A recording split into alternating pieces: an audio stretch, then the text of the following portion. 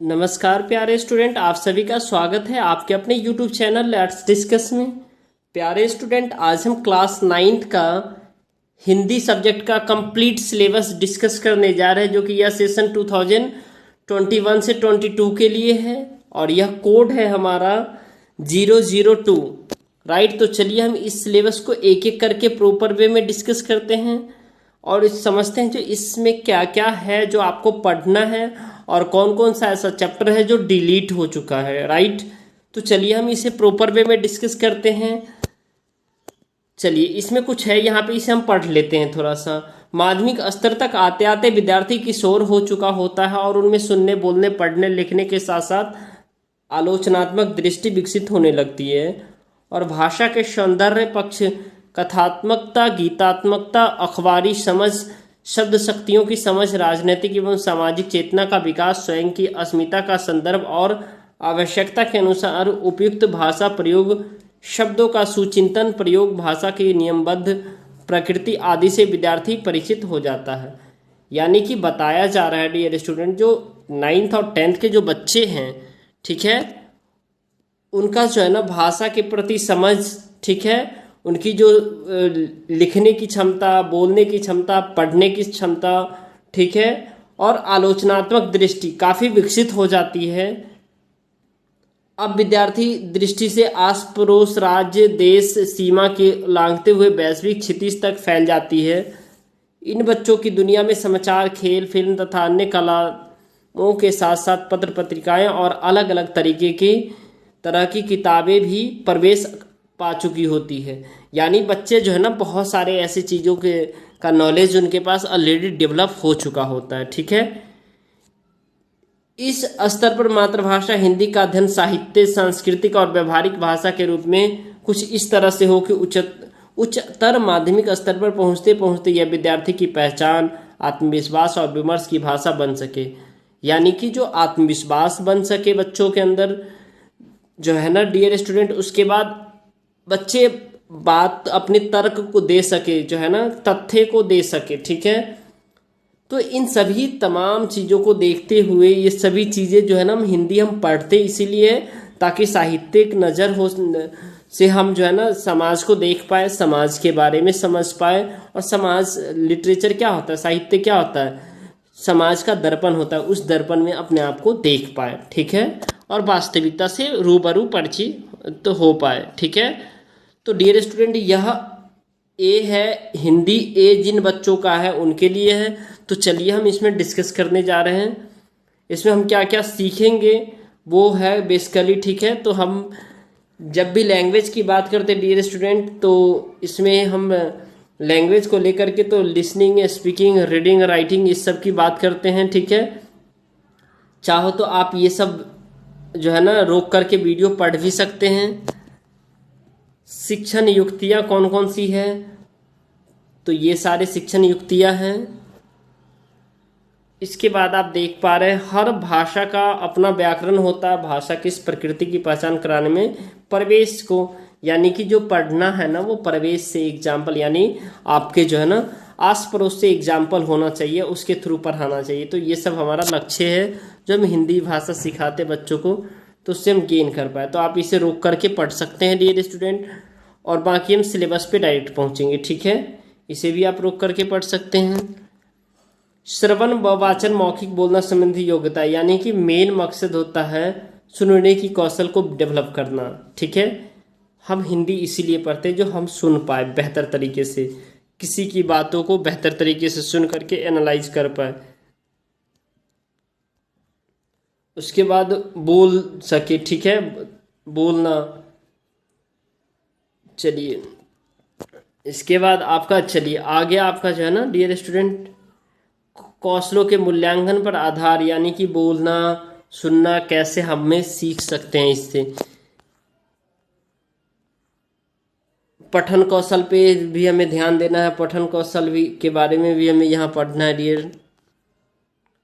लेखन कौशल भी है। ठीक है,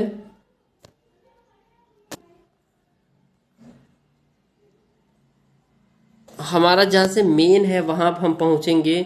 ये सारी चीज़ें आपको एक बार देखना ज़रूर है। ठीक है, कि आपको भाषा क्यों पढ़ने की आवश्यकता पड़ती है, लैंग्वेज को पढ़ने की ज़रूरत क्यों है। लेखन के अंदर अनौपचारिक लेखन और औपचारिक दोनों आती हैं, ठीक है।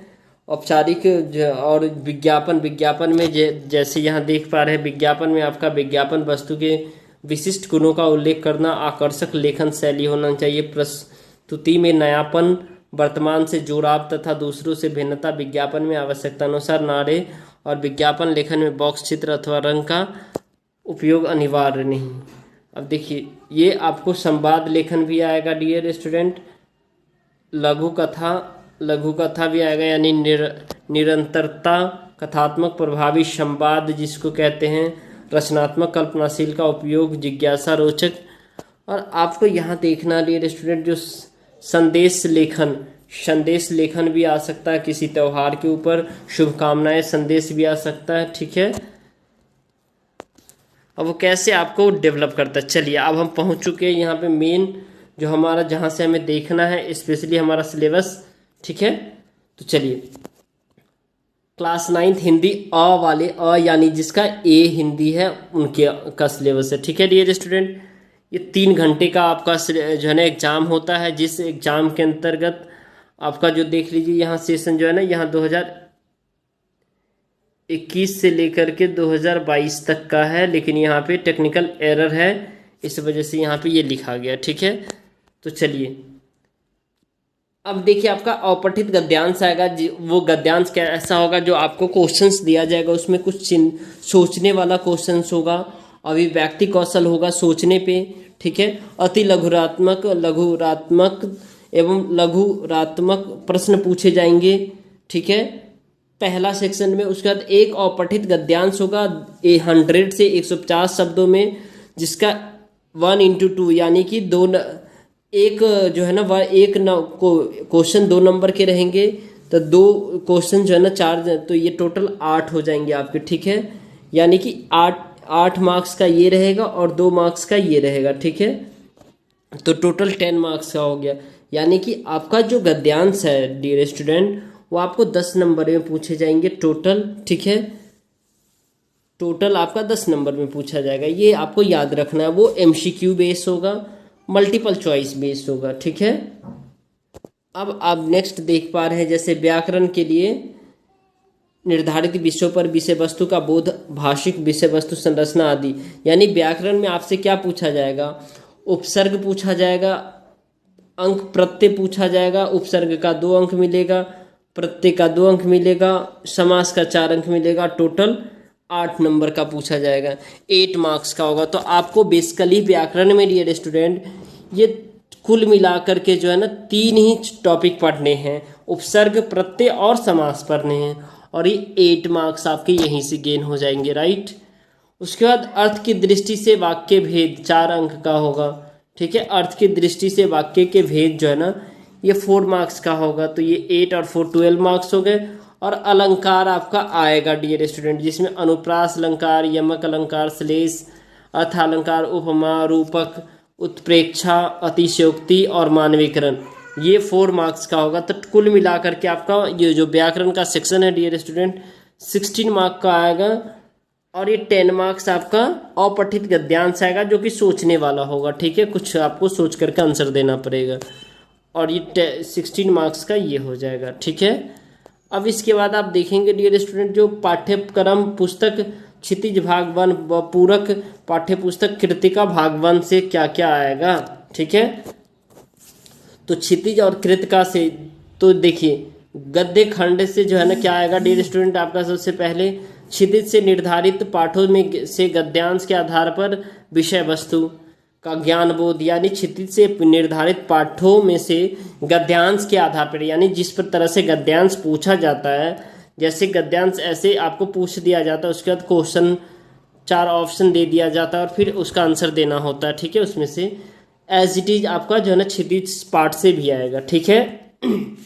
अब वो जो है ना आपका डियर स्टूडेंट 2 मार्क्स के 3 क्वेश्चन होंगे, ठीक है, और कुल मिलाकर के 6 मार्क्स वहाँ आपको मिलेंगे, ठीक है।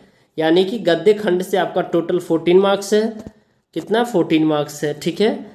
अब देखिए, क्षितिज से निर्धारित गद्य पाठों के आधार पर विद्यार्थियों की उच्च चिंतन क्षमताओं एवं अभिव्यक्ति का आकलन करने हेतु 4 पत्र पूछे जाएंगे। यानी कि जो है ना, हेतु 4 प्रश्न पूछे जाएंगे। जैसे 4 प्रश्न होगा, 2 मार्क्स का होगा, वो 8 मार्क्स कैरी करेगा। ठीक है, तो 4 क्वेश्चन क्षितिज से पूछे जाएंगे, 4 क्वेश्चन यहाँ से 3 क्वेश्चन पूछे जाएंगे, तो 6 मार्क्स का टोटल। उसके बाद आपका काव्यखंड है। काव्यखंड में आपका डियर स्टूडेंट जो पूछा जाएगा, क्षितिज से निर्धारित कविताओं में से काव्यखंड के आधार पर 3 प्रश्न पूछे जाएंगे, जिसमें से 14 मार्क्स का होगा, 6 मार्क्स का जो है ना 3 प्रश्न, और प्रत्येक 2-2 मार्क्स का होगा। ठीक है, इसके बाद आप देखेंगे डियर स्टूडेंट, जो क्षितिज से निर्धारित कविताओं के आधार पर जो विद्यार्थियों का काव्यबोध परखने हेतु 4 प्रश्न पूछे जाएंगे, जिसमें से 2 प्रश्न 2 नंबर के होंगे, सारे 4 प्रश्न, और ये 8 मार्क्स का होगा। ठीक है, उसके बाद पाठ्य पुस्तक कृतिका भाग 1 से आपके जो है ना कृतिका के जिसमें से आपके 6 मार्क्स के क्वेश्चन पूछे जाएंगे, और कृतिका के निर्धारित पाठों पर आधारित 2 प्रश्न पूछे जाएंगे, जिसमें 6 मार्क्स के होंगे, यानी कि 3 मार्क्स के 1 क्वेश्चन होंगे। ठीक है, अब लेखन में आपको करना क्या है डियर स्टूडेंट, जैसे कि विभिन्न विषयों और संदर्भों पर विद्यार्थी के तर्कसंगत विचार प्रकट करने के लिए की क्षमता की परखने के लिए संकेत बिंदु पर आधारित समसामयिक एवं व्यवहारिक जीवन से जुड़े हुए विषय में से किन्हीं तीन विषयों पर 80 से 100 शब्दों में किसी एक विषय पर अनुच्छेद, यानी कि अनुच्छेद आएगा, वो भी 80 से 100 शब्दों में लिखने के लिए। ठीक है, और ये 5 मार्क्स का होगा आपका। ठीक है, अभिव्यक्ति की क्षमता पर केंद्रित औपचारिक अथवा अनौपचारिक विषय से किसी एक पर, यानी औपचारिक या अनौपचारिक विषय पर पत्र आएगा, वो 5 मार्क्स का होगा। उसके बाद किसी एक विषय पर संवाद आएगा, वो भी आपका संवाद 5 नंबर का होगा।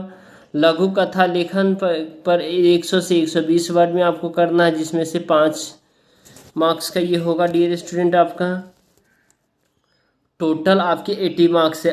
और आपका जो सब्जेक्ट है डियर स्टूडेंट, जो मैं बता दूं आपको, जो आपका कृतिका है, ठीक है, ये जो आपका कृतिका है, ये सब्जेक्ट जो 2 हिंदी की जो बुकें हैं, ठीक है, इसकी कंप्लीट आएंगे। जो चैप्टर नहीं आएंगे वो मैं बता दे रहा हूँ। ठीक है, तो कृतिका और एक जो है ना क्षितिज, ये 2 है आपके जो बुक है, जो आप में के बुक में से ये सारे चैप्टर आएंगे, और जो चैप्टर नहीं आएंगे उसका लिस्ट ये रहा, ये आप इसमें से लिख लीजिए। क्षितिज भाग 1 में से काव्यखंड में से जैसे कबीर, साखियाँ व शब्द, पाठ से शब्द ये हटा दिया गया है। संता भाई आई ये हटा दिया गया। सुमित्रा नंदन पंथ ग्रामसी ये हटा दिया गया। गद्य खंड से श्यामचरण दुबे उपभोक्तावाद की संस्कृति, हजारी प्रसाद द्विवेदी एक कुत्ता और एक मैना ये हटा दिया गया है।